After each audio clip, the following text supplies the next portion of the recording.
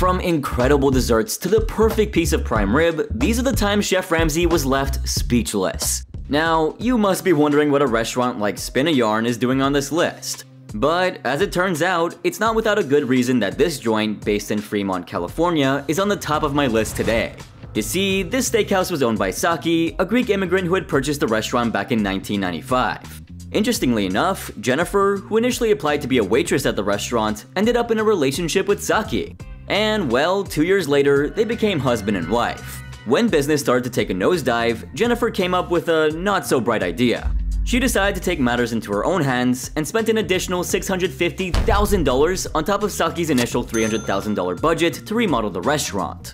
I was just told to go pick out what you like, and now I'm realizing I have expensive taste. Sadly, despite the renovations, the business continued to decline. It's disgusting.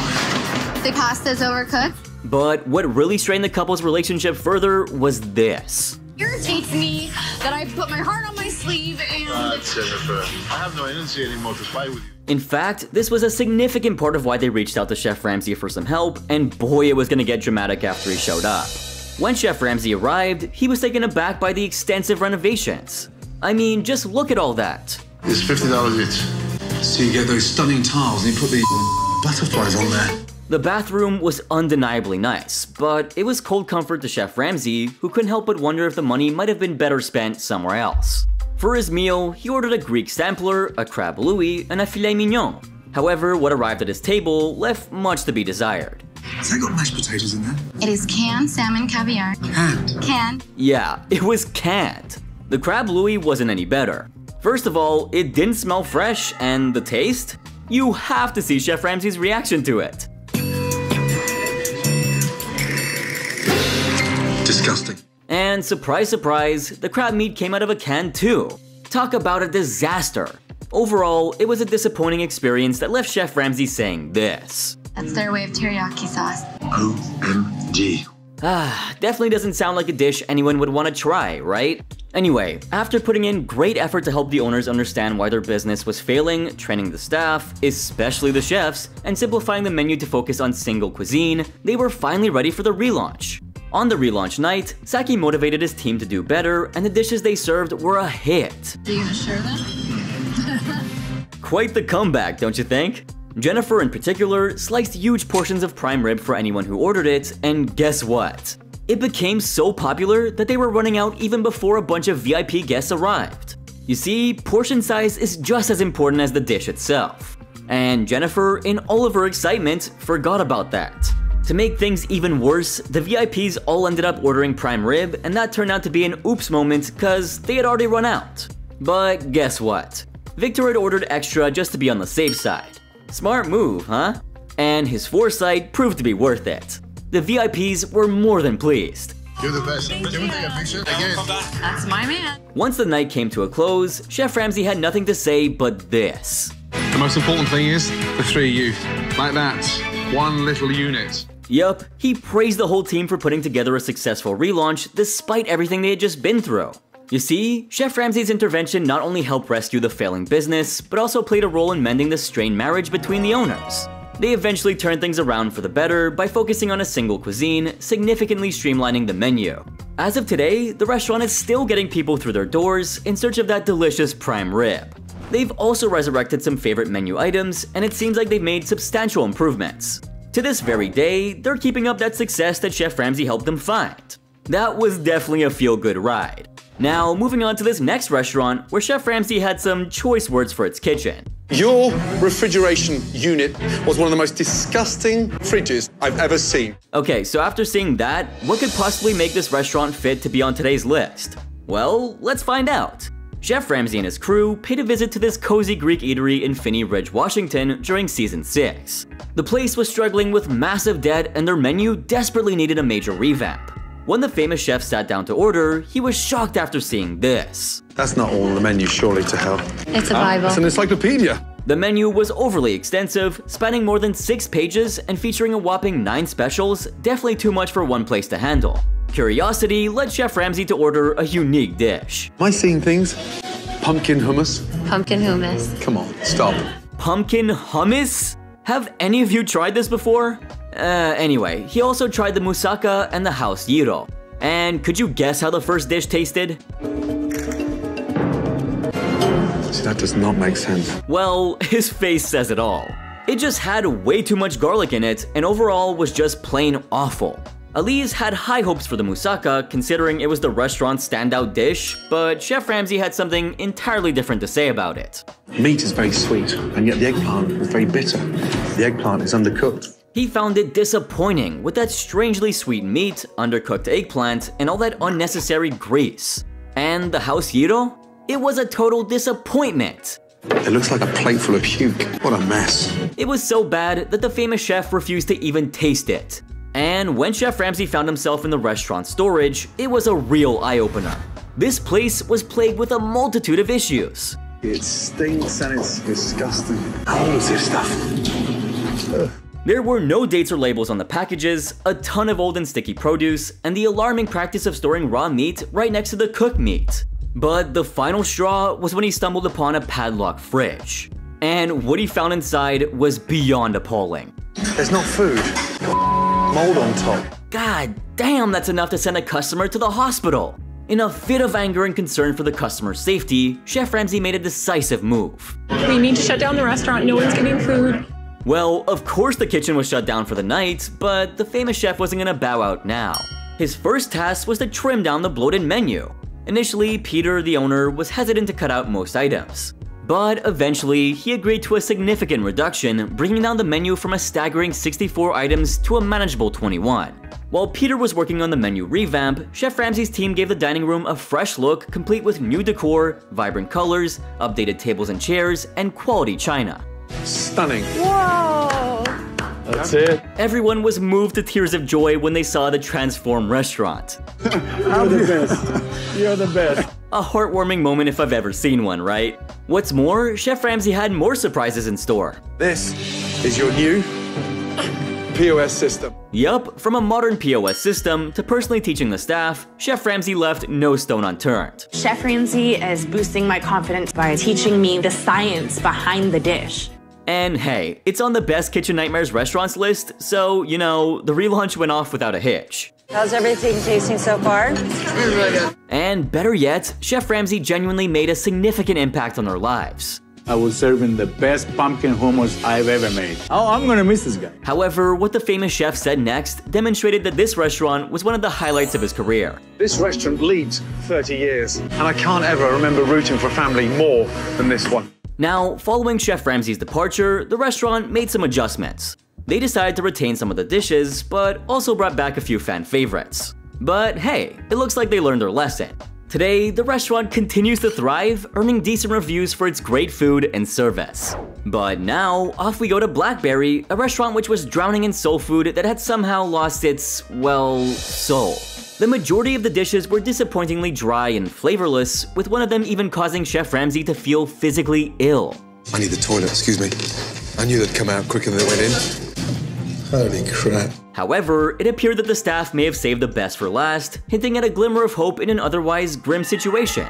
You see, what happened with Chef Ramsay at Blackberry's was pretty crazy. He ordered a variety of dishes, and the aftermath was really dramatic. Starting with the pork chops and mac and cheese, he was disappointed by the simple look of it. Just like someone shat on my plate. The collard greens didn't fare any better since they were bland, soggy, and flavorless. When it came to the chitlins, the smell alone was enough to put him off of them. And at this moment, it looked like the famous chef was seeking God's protection. In Jesus' name, you are blessed. We rebuke the spirit of the devil. You are not about to succumb to those chitlins. And yeah, they turned out to be really awful, prompting him to do this. Oh, those chitlins are gross. A hasty exit to the bathroom. Well, there was one last dish to go, and it had Chef Ramsay pretty nervous. But what unfolded next was completely unexpected. Wow, that is delicious. Finally, some good fucking food. It was the one bright spot in his meal, and Chef Ramsay was genuinely pleased. In the weeks following his visit, Shelley began to see the positive impact of the changes made at Blackberry's and started to embrace the transformation. However, it didn't seem to stick, since despite these efforts, the restaurant ultimately closed its doors. But in this next episode, for the first time ever, Chef Ramsay decided to do this. I'm out of this. No one cares here. Yeah, he just left.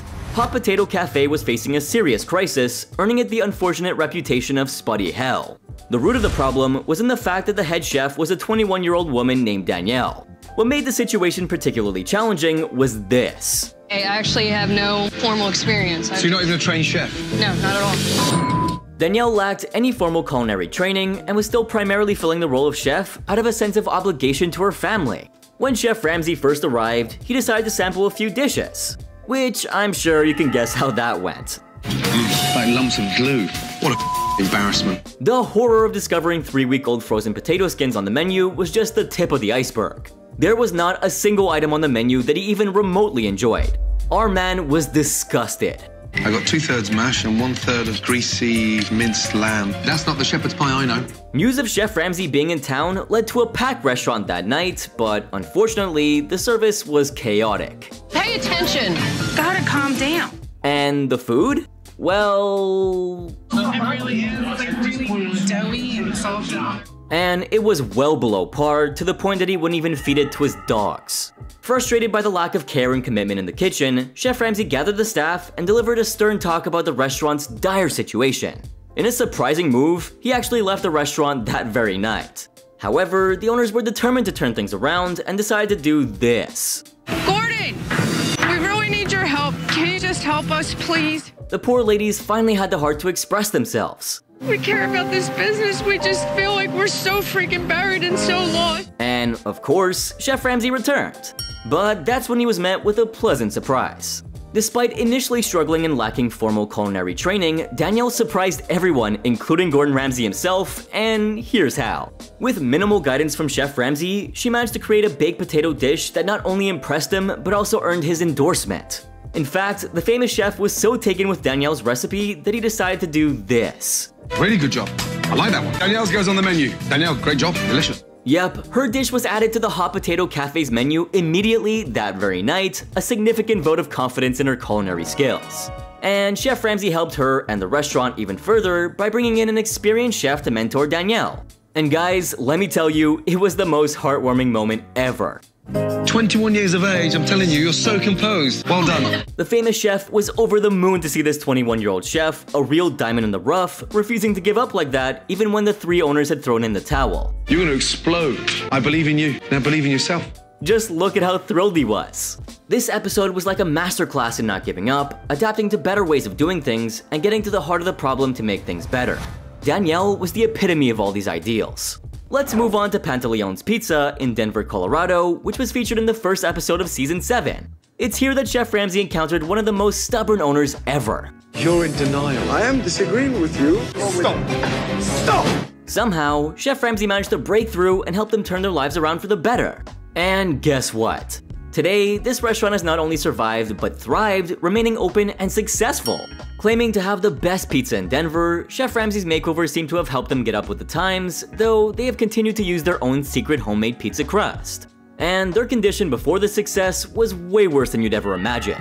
It looks like a giant diaper stuffed with meatballs. Now, their Facebook page shows an impressive 4.8 out of 5-star rating, with people raving about the delicious food, great service, and hospitality. And their website touts the fact that they had a complete makeover in 2013 by Chef Ramsay and his team that led to everything being made fresh daily in-house. Glad to see that they're still grateful for his efforts. But at this next restaurant, things were a total mess. And right in the middle of all the chaos, Chef Ramsay spotted a glimmer of hope. I'm talking about Bazzini in Ridgewood, New Jersey, which was owned by Paul and Leslie Bazzini. At the time of Chef Ramsay's visit, the restaurant had been in operation for 5 years, and Paul, who initially worked his way up to becoming an executive chef, was now one of its owners. However, the responsibilities of running the restaurant had overwhelmed Paul, and the pressures of ownership had taken a toll on him. I'm doing 400 things at once. I can't cook and talk and manage the tickets. I need help. His once burning passion for food had dimmed considerably, and Paul couldn't take the criticism for the life of him. He got frustrated way too often, causing him to do this. That's why you have a ticket! Don't push it, Paul! During Chef Ramsay's visit, he asked Paul to prepare something special for him instead of ordering from the menu. While he was waiting for his food, Chef Ramsay looked around, finding the place to be cramped and narrow with such depressing decor. Unfortunately, it failed to meet Chef Ramsay's expectations. My God, it's depressing. Next, the famous chef was served a mushroom risotto that was in a very strange state. Amazing Bazzini's risotto. Doesn't even move. The almond-crusted tilapia dish with rice that followed was bland, greasy, and had a disturbing mushy texture. Despite these disappointments, something did make Chef Ramsay happy. Honestly, I felt like it's a wake in a funeral, and all of a sudden the carrot cakes arrive and woof! Yep, the cheesecake and carrot cake were absolutely delectable. When he later met up with Paul and Leslie, Chef Ramsay gave props to the desserts, but didn't hold back in expressing his disappointment with the rest of the food. However, the owner remained in denial, which made it tough for Chef Ramsay to provide assistance. It was that cake that convinced him the restaurant had some potential, but the owner needed a reality check to get things back on track. And boy did the owners take the cue. They turned things around not only for themselves, but also for their staff, and this must be one of the greatest comebacks we've ever seen on the show. And something similar happened at this next restaurant, where of all the crazy dishes, one such incredible dish stood out. Chef Ramsay headed over to Mount Sinai, New York, to pay a visit to Handlebar. This restaurant, once a favorite among the upper middle class residents of the town, had unfortunately deteriorated over time. This place is gross, like dirt. The interior, it looks dated. At the time of the filming of this episode, the restaurant had turned into a rundown, outdated establishment struggling to fill a bare 18 tables even on a Saturday night. Interestingly enough, the owners maintain unwavering faith in both the restaurant and their head chef, Melissa. However, it was revealed that Melissa didn't consider herself to be a real cook, adding an intriguing layer of complexity to the situation. Chef Ramsay first started by trying the clam chowder, the soup of the day. After a moment of suspense, he did this. Where's Bill? Let me see if I can find him. Thank you. It typically signals trouble on kitchen nightmares. However, to everyone's surprise, Chef Ramsay said, "Nicely seasoned, very tasty and perfect for a winter's day." The owners must be flying in the air after hearing the dish was nicely seasoned, quite tasty, and perfect for a winter's day. And when Bill relayed this positive feedback to the head chef, Melissa, she was visibly taken aback. I thought it came out pretty shitty this time. Well, she confessed that she didn't believe it was a good batch. Now, imagine how good it would have been if she whipped up the best of her recipes. This chef sure had the talent and the skill set. The only thing she lacked was support from the owners, and not to mention confidence in herself. But this next guy right here had absolutely no culinary background.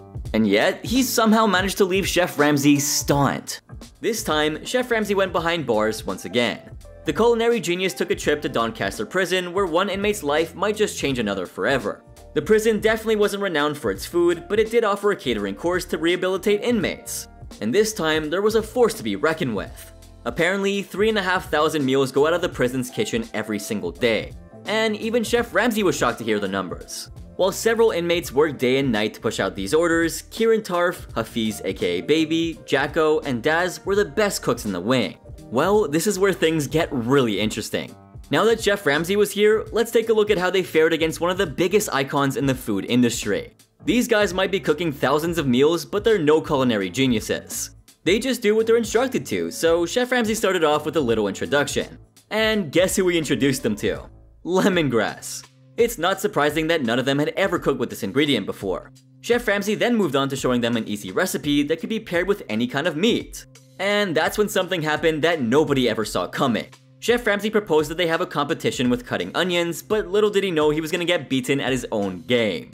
He even stirred up some talk to hype them up, and this is what he did. We'll take him with the first half, or do you reckon they'll be finished before me? As they began, Chef Ramsay tried to flex, but soon enough, he realized he was way behind Kieran. Chef Ramsay was so completely stunned that his jaw almost hit the floor. But first, let's take a look at Kieran's skills. Smooth, isn't it? This guy clearly knew how to use a knife. He hardly took a few seconds to slice the hell out of the onion, and that's not something you see every day. And then the most unexpected thing happened. Take a look at what Chef Ramsay had to say. Hey, fancy a job? Not 25 quid a week, big boy, 25 quid a day. As soon as he realized what happened, he dropped his knife and offered him a job right on the spot. The celebrity chef has seen several home cooks and professional chefs in his entire career. And well, Kieran was able to blow away Chef Ramsay's mind in just a few seconds. Now that's talent. It only makes sense for Chef Ramsay to want the best. The famous chef told Kieran that in a few years, when he would be out, he would definitely have a job waiting for him at one of Chef Ramsay's own establishments. On this show, several chefs battled it out over a few days to get a job at Chef Ramsay's restaurant. But all Kieran had to do was slice some onions. Kieran seemed rather shy about it, but it must have made his day for sure. Once the episode aired, Kieran was showered with praises from all over the world. And here's what a few people had to say about this unexpected talent. One said, the fact that this dude was faster than Gordon Ramsay at prepping the onions and out of respect he gave him a job was really amazing. Another said, the politeness, respect, and honesty in Ramsay's voice when he asked him if he would like a job is honestly the best part of this video. Viewers were so happy about Chef Ramsay's kindness since it's not common for inmates to get a second chance. And the best part about all of this is how supportive his co-inmates were of him. They all cheered him on and even complimented him about how he was the best in the kitchen. Chef Ramsay then went on to show them how to make curry with turkey. Once the curry was boiling up, Chef Ramsay asked Jacko if he could see where they all slept, and he wasn't prepared for what he was about to see. The inmates took him to their cells to have a little look around. As Chef Ramsay surveyed their rooms, he realized how small they really were. But somehow, the inmates seemed to make it work. Ramsay even tried to crack a few jokes with the guys, and it seems like all of them did have some fun times together. Chef Ramsay was so humble that he even asked them if he could lie down on their bed, and that's not all. He then even pretended to fall asleep. And I have to tell you, this was a truly wholesome moment. I don't think anyone, forget about a celebrity, has even done something like this before. Heading back to the kitchen, the sticky rice was all done, and so was the curry. So everything was ready to be served piping hot. Everyone lined up to get a plate, and once the food was served, everyone was thrilled to bits. As Chef Ramsay prepared to leave, he shook everyone's hand and wished them well. When it came to Kieran, of course, Chef Ramsay had a little more to talk about, and this is what he had to say. Don't be late. But this next chef holds the record for being the most nominated contestant of all time. And yet, he not only managed to impress Chef Ramsay, but also won the title. I'm of course referring to Scott Cummings, who had quite the journey on Hell's Kitchen. Starting out, nobody expected Scott to even make it through the first few episodes. But that's where his determination and hard work came into play and turned things around for the better. If anything, Scott's growth has been remarkable on the show. What a comeback he had! I could have never imagined that someone who was nominated 7 times for elimination would end up winning the title. But Scott was here to teach us a lesson, and that was to never judge anyone too quickly. Each and every contestant in Season 12 recognized Scott as a threat. In Scott's presence, it was really hard for anybody else to shine. So what did they do? They made him a target. Now, all the details about Scott Cummings' journey on the show are coming up in just a bit. But before we get into the meat and potatoes of it all, let's first cover his first day on Hell's Kitchen. During the Signature Dish Challenge, Scott was the final person to have his dish judged by Chef Ramsay. And well, he went up against Jessica Vogel. Scott served a light fennel-dusted rack of lamb and was pretty confident that Chef Ramsay would love his dish. He knew very well that he was taking a risk with the lamb, but was it worth it? Just by the look of it, this is what Chef Ramsay had to say. Stunning, and the most expensive cut of lamb anywhere in the world. Okay, not a really bad start, right? But wait till you hear the rest of Chef Ramsay's feedback. Things are about to take a U-turn because this is what Chef Ramsay said next. And yet you've just managed to it completely. Oh, damn, that's not something you want to hear from a culinary genius. With a failed signature dish attempt, Scott was listed among the weakest performers of the day. But would he be able to redeem himself? The next day was the season's first dinner service, and Scott was at the garnish station with Ralph Johnson. Although he wasn't seen much, it's safe to say that he had a rough time since the entire blue team was booted out of the kitchen. Would Scott and the blue team get their act together the following day? In the second episode, it was surprising to see Scott in action. During the service, Scott was at the fish station with Ralph. At one point, he and Michael Gabriel communicated very well on the timings for their first entree order. But as Gabriel moved on to work on the chicken for the next order, Scott made a foolish mistake by dropping his halibut too early. I can't send raw chicken. I understand that. Anybody with basic cooking skills would know that chicken takes way longer to cook than fish. Was Scott trying to sabotage Gabriel? Scott didn't even want to wait for his partner. He wanted to get moving, and that's exactly what he did. But by now, you should know that teamwork is a crucial part of Hell's Kitchen. However, Scott wanted to shine and walk with his halibut even though Gabriel wasn't ready with his chicken. He even warned Scott about making a move, but the man had something else in mind. The second Scott walked up with his halibut and Gabriel rushed his chicken to the pass, just as you'd expect, this is how it turned out to be. Pink chicken! Could you really blame Gabriel? He knew his chicken needed more time. As for Scott, let's see where his confidence took him. And it's cold in the middle. Scott wasn't just confident, he was overconfident. And when you're overconfident, you often tend to be careless, which is exactly what happened to Scott. So would Chef Ramsay give them another chance? The famous chef was so pissed that he asked the blue team to get a grip and get back to their stations. But several mistakes later, Chef Ramsay came up with the only solution he needed to have a better service. And this is what he decided to do. All of you, stop out of there. So far, not only Scott, but the entire blue team was struggling to keep up. However, things were about to change for Scott. Over the next 3 days, his performance got better and better. In fact, on day 5, during the wedding brunch service, he was at the fruit salad station. Along with Anton, Scott was seen leading the course strongly, and this allowed the blue team to push out their salads at a great pace. However, despite all their efforts, the blue team lost the service. It looks like luck was never on the blue team's side this season. But the next day, just when you thought things were getting better, Scott lost his focus. During the service, Scott was at the fish station with Chris Eversole. At one point, he kept asking for 1 minute on the halibut, despite Chef Ramsay waiting for an answer for the next table's order. Chef Ramsay got furious with Scott, pulled him to the front, and lectured him left and right. You're just shouting at me, 1 minute, stop! With a string of disastrous services, on the 7th day, Scott was nominated for elimination for the first time. Now, during the Italian family night dinner service, he was at the appetizer station with Jason Zapaltis. When Scott saw Chris's third attempt at the pizza turning out to be burnt, and that he was still struggling to make a perfect pizza, Scott decided to help him. However, the pizzas continued to come out charred. Gabriel then decided to give them a hand, but his pizza came out totally black at the bottom. Chef Ramsay became furious with all 3 of them and took them into the back pantry for a good lashing. You have to turn them every 90 seconds, so why is it raw? Despite that, the pizza station continued to be a horror show. Anton tried to give some pointers to Scott, but he ignored them, leading to more pizza being trashed than served. To make matters worse, it was revealed that the blue team had used all the dough that they had. And this infuriated Chef Ramsay. What the is going on? As Chris apologized to Ramsay, he also put the blame on Scott for bombing his station. Chef Ramsay was dismayed and furious at the same time. He then made Chris and Scott apologize to the tables since they didn't receive their pizzas. The boys, they will apologize. The pizzas were our fault. Even though the blue team did complete their service, they were declared as losers. Scott was the blue team's second nominee, and when he survived elimination, he knew that he had dodged a bullet. Would Scott come back stronger in the following service?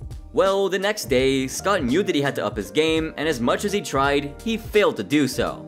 During the dinner service, Scott was at the meat station, and at one point, when Gabriel asked him for a time on the ribeye, he didn't respond. Then, he walked with his ribeye without communicating with Richard Mancini or Gabriel. Scott claimed to communicate, but Gabriel said otherwise. How many times did you say it?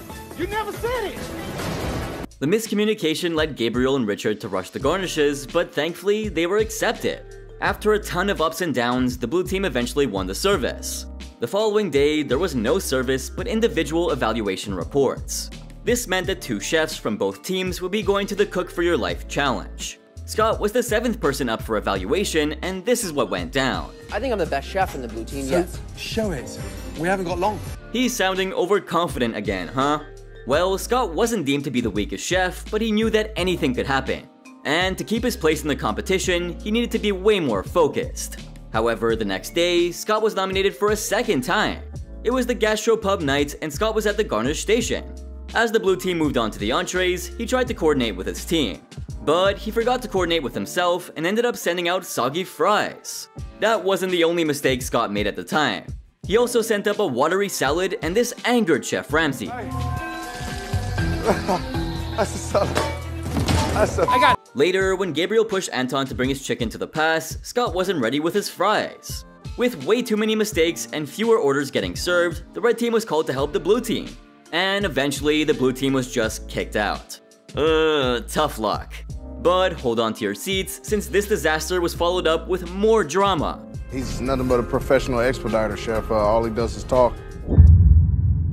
That night, during the deliberations, Anton deemed Scott, Ralph, and Gabriel as the weakest chefs. Gabriel named Scott as the blue team's first nominee, while Ralph was the second. Jason then immediately spoke up and told Chef Ramsay that even Gabriel was nominated. Ramsay was so dismayed that he called all 3 down, and eventually, Ralph was eliminated. This elimination was indeed a really close call for Scott. But wait, was this the start of Scott being the target? Were his teammates scheming against him? The following day, Scott was nominated yet again. But this nomination was absurd since Scott had done practically nothing wrong during the service. All he did was try to help Anton, and this was the first time someone was being called out for helping out a teammate. During the deliberations, Scott and Anton were the blue team's nominees, and they were joined by Rochelle Bergman and Sandra Flores from the red team. After their pleas were heard, Chef Ramsay decided to do something different and went with a team swap. Anton and Scott were transferred to the red team, while Rochelle and Sandra were moved to the blue team. Would Scott have better days with the red team?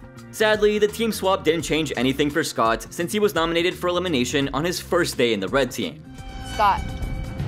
He kind of seems like he's in La La Land a lot.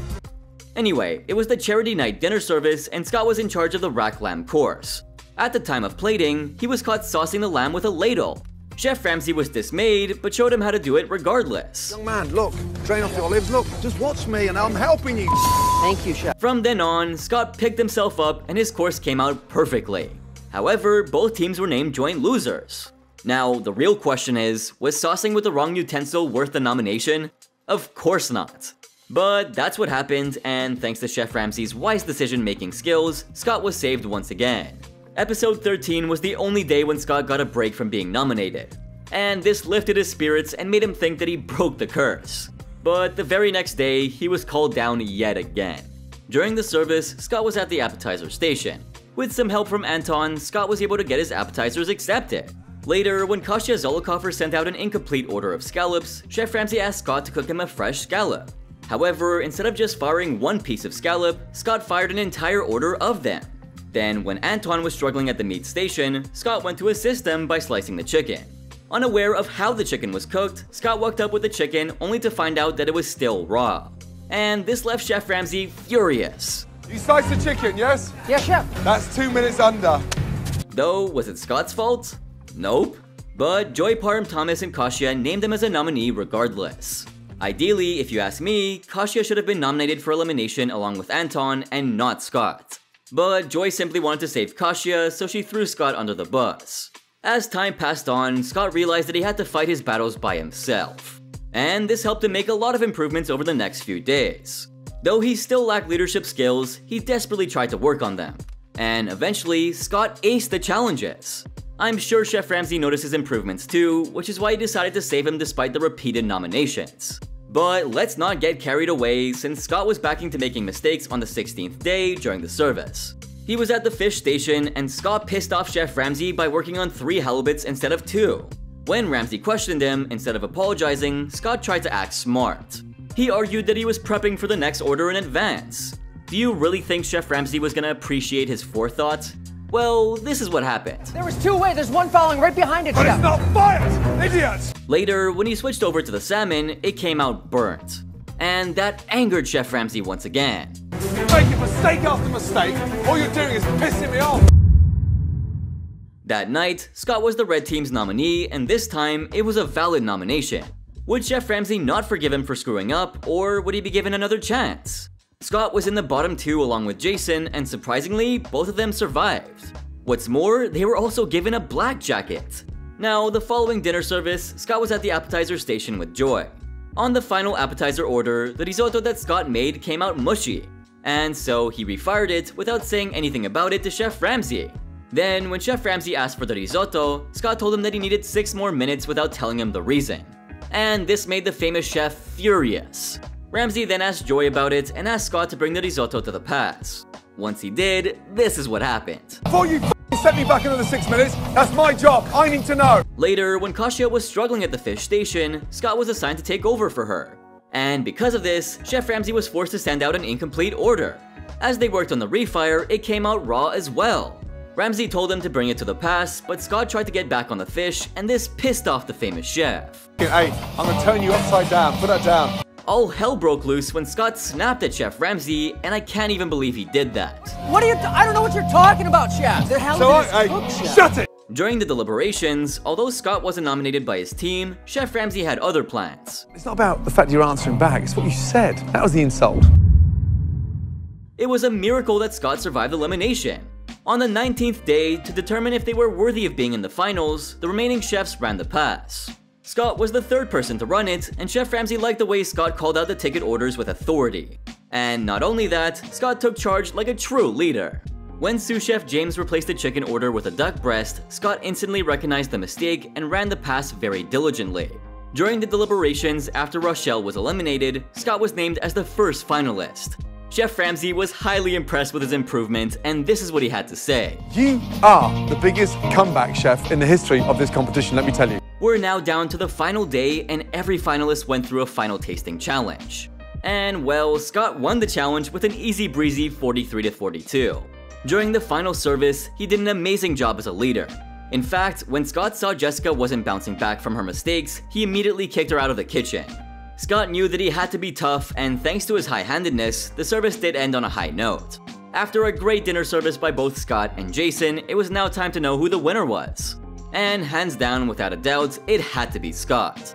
From being the most targeted contestant to winning it all, Scott's determination to push and improve paid off very well.